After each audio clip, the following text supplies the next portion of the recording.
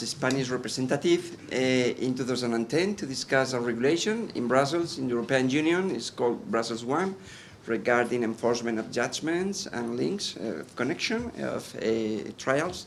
And also I was appointed as a Spanish representative to discuss the beginning of the discussion of a proposal of the Commission in 2012 regarding class actions. Well, I would like to show you the precedents. First, this is the index of the speech. Well, the precedents. I don't know if you see properly it, but the current directive is from 2009, and it was not enough for the Parliament. So in 2012, the Parliament requested the Commission to present an harmonized approach to collective redress, and it's important, these 2 points in 2012, to have a common set of principles respectful of national legal traditions and providing safeguards to avoid abusive litigation. These principles follow the current proposal. In 2012, it was stopped by the Commission, the pressure of enterprises, nobody knows, but it was stopped. I only participate in a meeting in Copenhagen, a discussion of the different systems in the European Union, but it stopped. We have different recommendations. It was absolutely, it was not successful at all. We have a fitness check of the regulation of 2009, and it concluded that that directive had shortcomings, especially the limited scope, the limited effects, and the cost and length of collective redress procedures. Of course, we don't have the speedy procedure which one to last. We do it slowly. So in 2017, it was a regulation, but regarding the public activity in order to reach agreements with the enterprise, but it's only voluntarily agreements. In 2017, we had also the Volkswagen Dieselgate. So the Parliament said, okay, that's enough. We need a collective redress regulation in whole Europe, because you have countries that you have regulated collective redress, but you have actually, currently, states which do not have in the European Union a collective redress procedure. So the Commission proposed on April 2018 the proposal directive. You can Google it if you want. I will explain it briefly. The scope is try to expand it from the 2009 directive to other sectors, many sectors. Also, it states qualified entities which need specific reputational criteria, and such qualified entities will be entitled to bring representative actions in any European Union member state, seeking not only injunctive, but also compensatory redress. Well, it also tries to improve the procedures in the countries, in the different European Union member states, ensuring the due expediency of the procedures. But in fact, this is not, it's not possible to understand how the Commission will oblige one country to speed up one procedure if such procedure is so complicated. For example, Banco Popular procedure is very complicated procedure. How can the Commission bind one member state in order to improve or to speed up one procedure? I think it's difficult to understand. We don't run so much as the Americans, so we don't understand so much. And specifically, the directive tries to balance between facilitating access to justice to safeguard consumers' interests and to ensure adequate safeguards from abusive litigation, because the European Union is afraid about the possible abusive litigation according to the image that we have from the class actions in the States.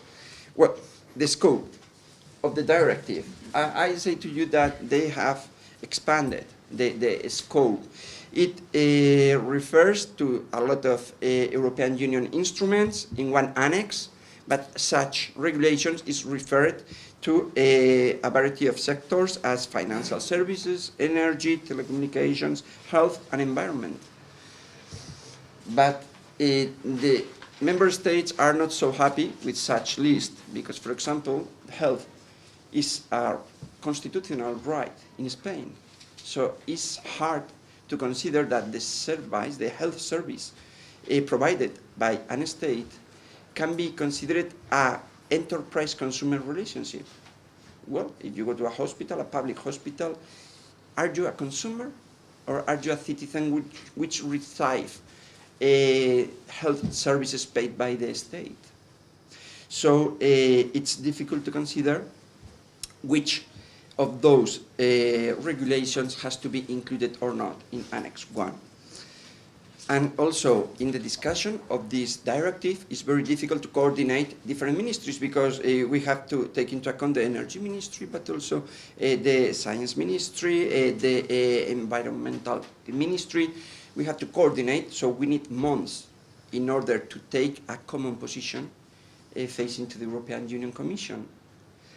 And not only us, all the countries, the 28 countries of the European Union, have difficulties to coordinate because there are so many sectors.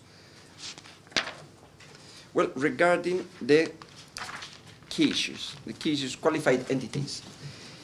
The directive tried to make the possibility of qualified entities to sue in order to protect the consumer's interest. Such qualified entities has to fulfill specific requisites in Article 4 of the directive. They must be properly established, they cannot have profits, and they must have a legitimate interest in ensuring compliance with the relevant European Union law. In fact, it tried to admit only public or non-profitable enterprises in order to defend the collective interest of the consumers, because the focus, the target of this directive is the collective interest of the consumers, and additionally you can have the particular interest of the consumers, which can be defended by legal framework. Well,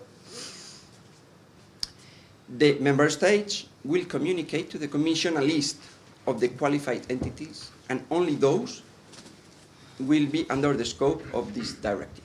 Only those. For compensatory collective redress actions, this is important. In order to avoid abusive litigations, qualified entities will have to disclose their financial capacity and the funds obtained in order to bring the action.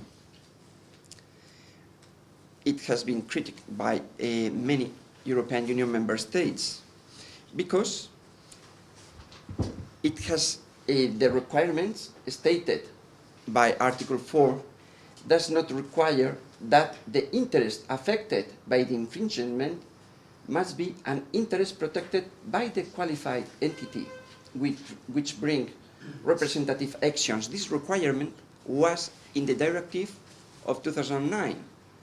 And as we have seen in the discussions of the directive, perhaps this requirement will be included in the new directive. It's an additional requirement in order to avoid abusive or frauds of law in qualified entities. Well, regarding the procedural modalities, you have the traditional injunctive redress, seeking interim or definitive measures to stop a trader's practice, measures eliminating the continuing effects of the infringement, and also compensatory redress, including a redress order, establishing the trader's liability towards the consumers harmed, and granting compensations, repairments, or the price paid. Also, the directive tried to promote out-of-court settlements, but they are forbidden if there are other ongoing representative actions in the same member state, and the consumers concerned will never be bound by the settlement rate. The disclosure is stated also in the directive regarding the information of the affected consumers and internal evidence of the trader, but respecting the confidential rules by every nation. Stated by every nation, that could, at the end of the day, make a forum shopping, trying to search, trying to find which national law protects less the confidentiality of the enterprises in order to obtain more disclosure. And this is important, the effects of the final decisions ruling a trader's infringement. The effects are juris et de jure in a member state, in the same member state, in order to claim damages for, by one consumer, by a legal firm in representative of consumers, and is juris tantum when you use such judgment, such resolution in other member states. It's a different effect in order to allow other judge in other country to take into account other facts. Regarding opt-in and opt-out, the key issue of the class actions. Well, in Spain, they are not allowed, it's opt-in system, but you have in Europe opt-out systems, as for example, Czech Republic has an opt-out system similar to the States. And in this directive, the directive tried to be neutral to any national law. So it's a possibility stated in Article 6.1 regarding compensatory redress. It says a member state may require the mandate of the individual consumers concerned before a declaratory decision is made or a redress order is issued. So it's an option, it's up to you. Your country can do whatever you want, but in fact, under the directive, it smells, we say smell in Spanish, it smells that they choose the opt-in. Well, but in fact, formally, it's neutral.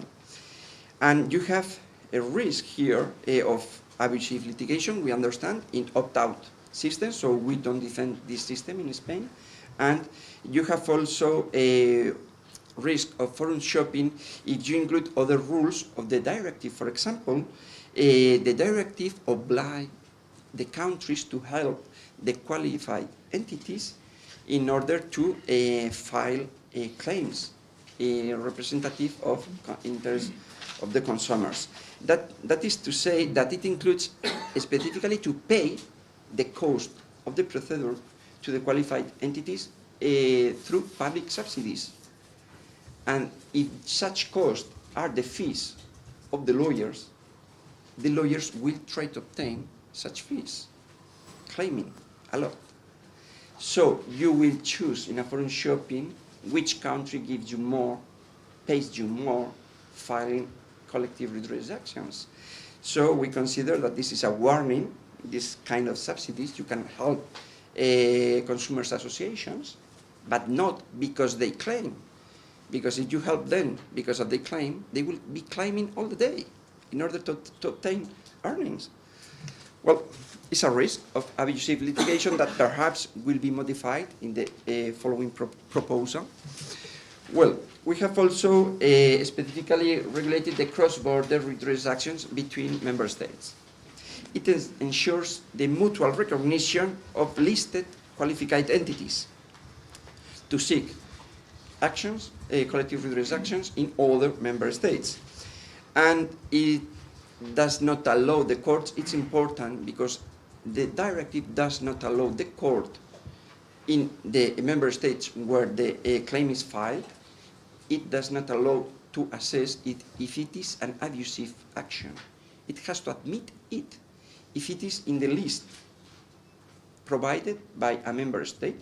So you can have here in Spain judges which has to admit claims filed by a Bulgarian legal firm, or sorry, qualified entity, which can claim here, and no one can assess if such qualified entity has a real interest in the procedure which will be dealt here.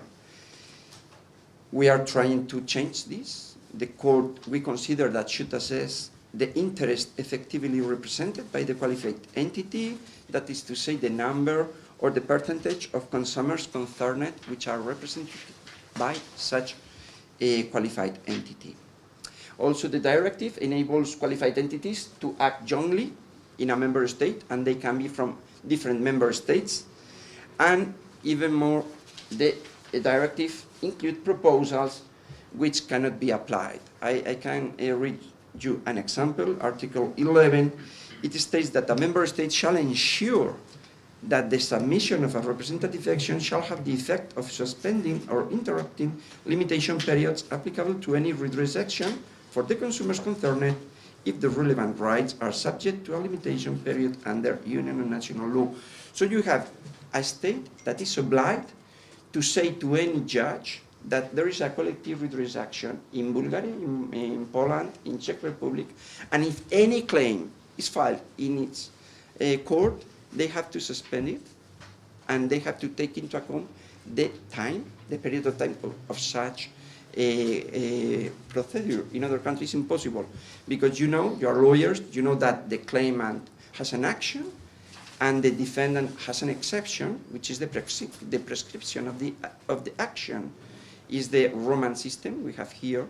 So it has to be a right of the consumer, of the defendant, of the claimant, which is the consumer. It has to be a right given to the claimant to say that the prescription does not exist because the time period has been suspended because of other procedure existing in other country. But the state cannot fulfill this requirement. So I think that this Article 11 will be modified by the Commission because the opposition of all the member states was unanimous. Finally, in order to finish and to be in time, perfect, the future perspective and next steps. We will submit our pleadings regarding comments and amendment proposal on 23rd of November. On 4th of December, we have the next meeting in Brussels in order to finish the discussion of the articles of the directive.